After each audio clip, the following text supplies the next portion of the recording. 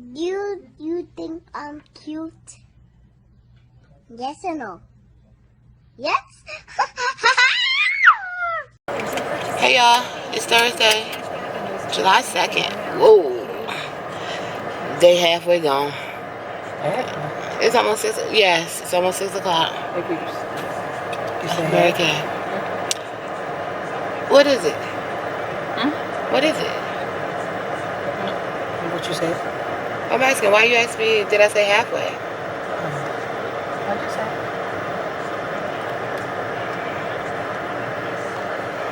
My day is halfway gone.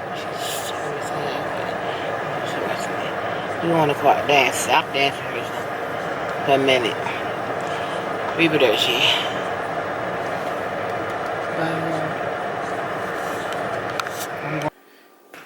Hey y'all, what's up? It is still Thursday, guys, and it's about 11:30. I've been home for about an hour, but I did not get a chance to really vlog at all today. It was really like I did some work for the church. I did some clothes. I washed clothes. I cleaned up around here. What else did I do? Let me see. I had a couple of things to add to my report for work, so I did that. And then I had practice. So tonight's practice was just with my bigger girls, my young ladies, should I say. They range from 14 to like 25. So I gave them assignment a while ago, like I told you guys in a previous vlog. I also do something in addition to the dance ministry called Heart to Heart with the females. There's so many things that in the past that I did with different groups of kids, but I always wanted to keep Heart to Heart going because I know how hard it is being a female. I'm not saying that it's not hard for men or boys, but I can only personally speak for myself. So I've always seen myself as, you know, I don't want to say so much as a mentor, but just somebody who's been through it, and I can kind of tell you from my experiences, you know. But long story short, before practice, like we had an hour of practice, an hour of just talking, getting our vision boards together, and basically their assignment was to write what makes you beautiful. And everyone pretty much, you know, got the concept. It wasn't really about me reading it, but I wanted to see what they thought. And they don't mind sharing, so I just read it to myself. I shared one person's actual note, because the note basically is going to go on their vision board. And it's just a daily reminder or affirmation of what makes you beautiful. You know, and by beauty, I don't mean exterior. It's all the inside. But I didn't want to even give that to them. I wanted to see where they would go with it. And I had one young lady who basically told me what makes other people beautiful, or like a generic textbook answer. Nothing in regards to herself. And so afterwards, I'm like, you know, you need to go back. You need to do it correctly. I know it's for you, but you didn't do the assignment right. And she's like, well, I don't know what makes me beautiful. It kind of just broke my heart because she's an older girl as well. So I'm just like, how do you come back from that? How do you tell somebody that? You know, I just said we'll talk about it later and I help you with it. But you don't put things on your vision board that you don't want to see every day. You know, the purpose of your vision board is to have affirmations and things that you look at and be like, you know what? Yeah, this is me. This is my 5-year plan, or 10, however many years you want to do your vision board for. And even if it's just a year, just visualizing it is like conceptualizing it. You'll be able to make things happen because you have the daily affirmation that, you know what, I can do this. This is what I want to do. I'm seeing it daily. What steps do I need to make to obtain these goals? So, you know, it broke my heart. And I wanted to say, basically, even to you, somebody that may be watching, that you are better than fill in the blank. Okay, you're better than your past. You're better than your present. Okay, you may be going through something right now where you feel like you're so down and you don't feel like you're worth it. You're here for a reason, and you need to know that, and you need to look deep inside of you and think, what does make you beautiful? You know, if I was to say what made me beautiful, I'm going to come at you with the things that are inside of me. And if you feel like there's nothing inside of you that's beautiful, you have some work to do, honey. And seriously, that's what really matters. You can be all of that on the outside, but if you have a nasty inside, who really wants to deal with you? You know, I think my humility makes me beautiful. My humbleness makes me beautiful. My personality, my love for all things creative, my love for people. I love everybody. I told y'all I don't like everybody, but I love everybody. You know, I think just the gifts that are inside of me makes me beautiful, and what makes it even more beautiful is that I acknowledge the gifts that are inside of me and I share them. So like, if you know you have a gift and you're sitting on it because you're scared to step out on faith, or just scared to move, or worrying about somebody else, girl, boy, you do what you got to do. That's the most beautiful and fulfilling thing, is to be able to share things that you love, that you have passion for, that you're good at. So that's something that I believe makes me beautiful. It's not about an outward thing at all. You guys are so much more than your skin. You're so much more than that acne. You're so much more than those blemishes. You're so much more than that extra 5, 20, 100, 300 pounds. You're so much more than maybe the 50 pounds you weigh or the 90 pounds you weigh. You're so much more than that. You're better than that. You're more than what he or she may have told you.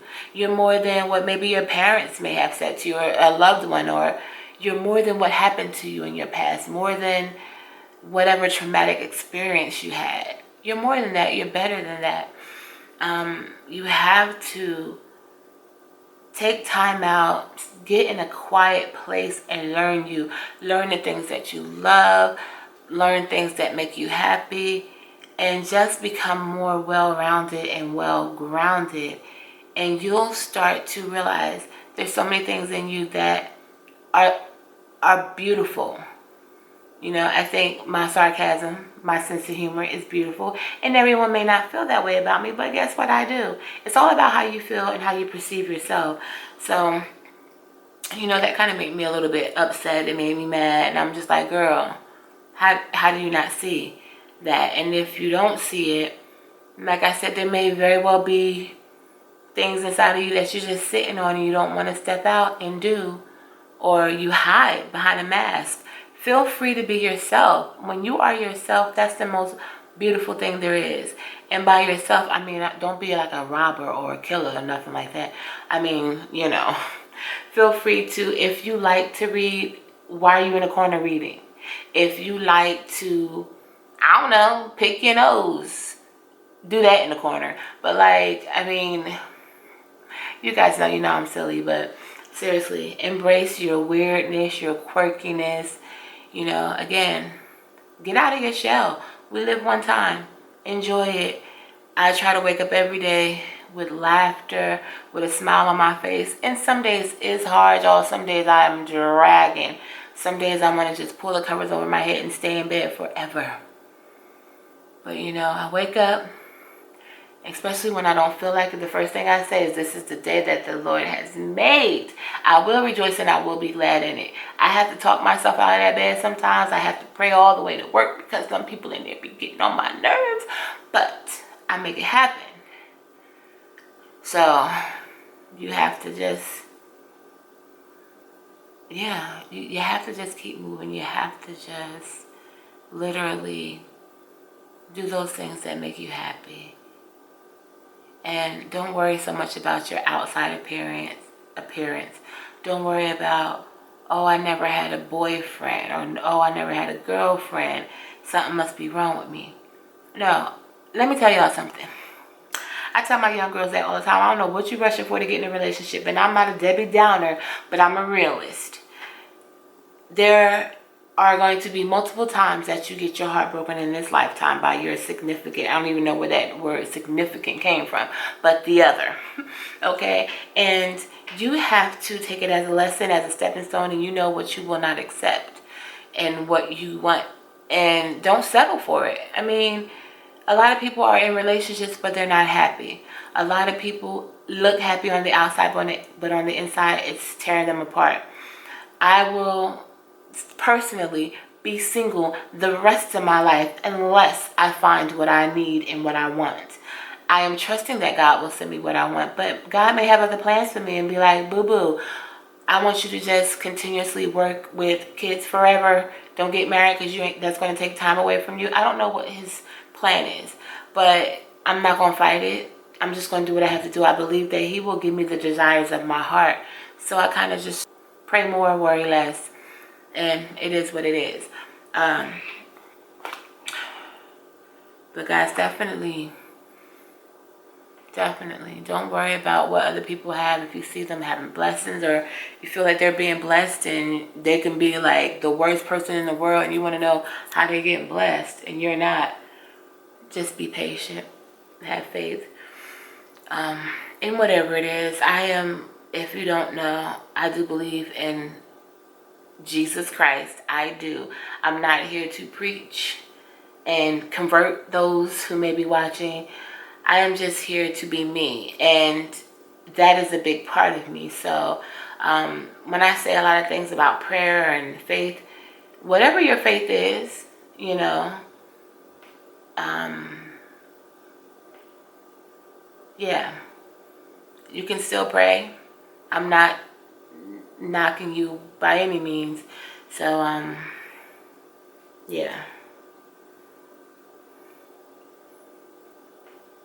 I think I'm tired, y'all. I just had to say that because, again, I was just heartbroken. And I think I'm going to start a I don't know. I feel like this needs to be like a movement, you know what I'm saying? I feel like the more that we, as especially women, share with each other, it just builds us up. Too many females like to tear each other down. They don't want to see the other succeed. Don't hate on somebody else's blessings. What God has for you is for you. No one else can take that from you. You just have to wait and be patient. And God may not want to bless you with that big house. You may not be ready to handle a big house. God is a God of discernment. He knows exactly what he's doing. And when you're able to handle those things, or what you think is necessary in your life, if that's in his will, you will receive those. But until then, be happy. Be grateful for the things that you have.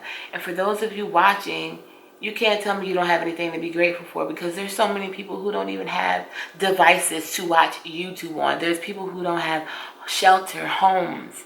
You know what I'm saying? They don't have food. You just need to be grateful for what you have, no matter how minuscule you think it seems.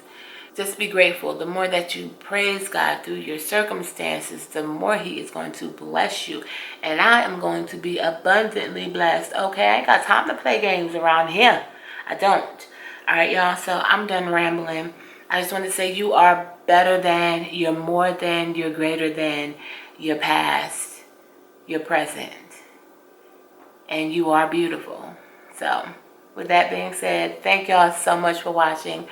Be blessed. But what? Most importantly, you need to be a blessing. All right, guys. Smooches. Mwah.